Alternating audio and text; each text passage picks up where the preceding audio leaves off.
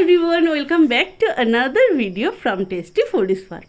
তো ইতিমধ্যে তোমাদের সাথে আমরা অনেক কাঁচা আমের রেসিপি শেয়ার করেছি, যেমন কাঁচা আমের টক ডাল, আমের চপ, কাঁচা আমের ঝাল মিষ্টি টক চাটনি, আম পান্না, কাঁচা আমের বিভিন্ন রকম শরবত, ম্যাঙ্গো চিকেন কারি, রয়েছে আরও অনেক রেসিপি। তো জলদি ডেসক্রিপশন চেক করো, তাতে রয়েছে বিভিন্ন রেসিপির লিঙ্ক। তো নতুন নতুন রেসিপি দেখো, বাড়িতে বানাও, খাও, পিও, এনজয় করো আর দেখতে থাকো আজকের রেসিপি। তো বেসিক্যালি আজকের রেসিপিটা হলো কাঁচা আমের কাটলেট। হ্যাঁ, তোমরা ঠিকই শুনেছো, আর আমিও ঠিকই বলেছি। যেমন চিকেন কাটলেট, ফিশ কাটলেট হয়, ঠিক তেমনই রয়েছে আজকের রেসিপিতে কাঁচা আমের কাটলেট। তো দেখতে থাকো। বেসিক্যালি আমাদের প্রত্যেকের গাছেই তো রয়েছে কাঁচা কাঁচা আম। তার যদি নাও থেকে থাকে, বাজারে তো অ্যাভেলেবেল, তো কিনেই আনা যায় 2-4টে কাঁচা আম। তারপরে কেটে ধুয়ে এরমভাবে গ্রেট করে নাও। ঝুড়ো ঝুড়ো আমগুলোকে এক সাইডে রেখে এবার নিয়ে বসো সেদ্ধ আলু, সেটাকে ভালো করে স্ম্যাশড করে নাও। এরপরে কি, এরপরে একটা গুঁড়ো মশলা বানাতে হবে। হ্যাঁ, চপের এই মশলাটাই হলো মেন, যেটা বিভিন্ন চপকে টেস্টি করে তোলে। তো তোমরা একবার বানিয়ে রাখলে বারবার ইউজ করতে পারবে এই মশলা।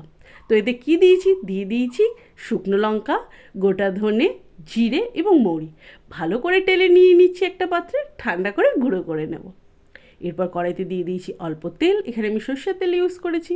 দিয়ে দিয়েছি গ্রেট করা আদা, তবে তোমরা চাইলে আদা থেতো করে ইউজ করতে পারো। আদা ভাজা ভাজা হয়ে গেলে দিয়ে দিয়েছি আম।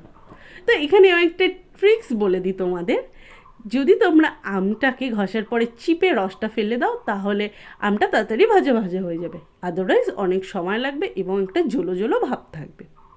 এরপরে কি করব, এরপরে সিদ্ধ আলু অ্যাড করব, ভালো করে কষাতে থাকবো। এরপরের কাজ কি, এরপরের কাজ হলো মশলা অ্যাড করা। কিন্তু মশলায় কি অ্যাড করব, বেশি কিছু না, অল্প নুন, পরিমাণ মতো অল্প হলুদ, আর দিয়ে দেবো ভাজা মশলাটা। দেখো, ভাজা মশলাটা যত বেশি অ্যাড করবে তত বেশি টেস্ট হবে, এরকম কোনো ব্যাপার নেই। তার কারণ মশলার জন্য আমের টেস্টটাকে কিন্তু নষ্ট করা যাবে না, তাই বুঝে শুনে কড়াই থেকে নামিয়ে নাও, ভালো করে কষিয়ে। ঠান্ডা হলে হাত দিয়ে ঢলে একটা সুন্দর ডো বানিয়ে ফেলো। এরপরে শেপ দেবে। তো কীরকম শেপ হবে, বেসিক্যালি দেখো, যখন আমরা কাটলেট বানাবো কাটলেটের শেপই দেবো, তবে ছোট বড় কেমন করবে সেটা সম্পূর্ণ তোমাদের উপর নির্ভর করছে। শেপ দেওয়া হয়ে গেল। এরপরে কি করছি, কর্নফ্লোর নিচ্ছি। তো বেসিক্যালি আমি এখানে 4 থেকে 5 চামচ কর্নফ্লোর নিয়েছি। তারপরে তাতে কি করছি, সল্ট মিক্স করছি। মিক্সড করা কর্নফ্লোর, সল্ট, সাথে দিয়ে দিয়েছি অল্প জল আর অল্প পরিমাণ বেসন দিয়ে একটা ব্যাটার বানিয়ে নিয়েছিলাম। পাত্রে রাখা শুকনো কর্নফ্লোরের মধ্যে ফার্স্টে একটা কাটলেটকে ডিপ করব, কর্নফ্লোর চারিদিকে ভালো করে লাগিয়ে নেব। তারপরে কি করব, ব্যাটারে চুবাবো। দেখো, এখানে আমি ডিম ইউজ করিনি, চাইলে তোমরা ডিম ইউজ করতে পারো, তবে এভাবে একবার করে দেখো, আশা করি তোমাদের খুব ভালো লাগবে। আমি এখানে ডাবল কোটিং করব। তো ব্যাটার থেকে তুলে দিয়ে দিয়েছি বিস্কুটের গুঁড়ো, দেন আবার ডিপ করছি, আবার বিস্কুটের গুঁড়ো লাগিয়ে নিচ্ছি। চাইলে তোমরা সিঙ্গেল কোটিংও করতে পারো, তবে ডাবল কোটিংয়ে খেতে বেশি ভালো হয়, মচমচে হয় এবং টেস্টিও লাগে বেশি। তো এইভাবে এক এক করে সব কটাকে করে নিয়ে এক সাইডে রেখে দেবো। ওয়েট করবো 5 থেকে 10 মিনিট, যাতে বিস্কুটের গুঁড়োটা ভালো করে আটকে যায় কাটলেটের গায়ে। তাহলে তেলে দিলে একদমই ছাড়াবে না, তেল নোংরা হবে না, তেল পুড়বে না। দেন কড়াইতে দিয়ে দিচ্ছি বেশ খানিকটা তেল, আর তারপরে ভেজে নিচ্ছি। উল্টে পাল্টে ভাজা হয়ে গেলে সার্ভ করতে হবে কিন্তু কাসুন্দির সাথে, তাই বাজার থেকে আগে ভাগে কাসুন্দিটা কিনে আনতে হবে। নয় যদি ঘরে বানানো থাকে তাহলে তো কোনো কথাই নেই।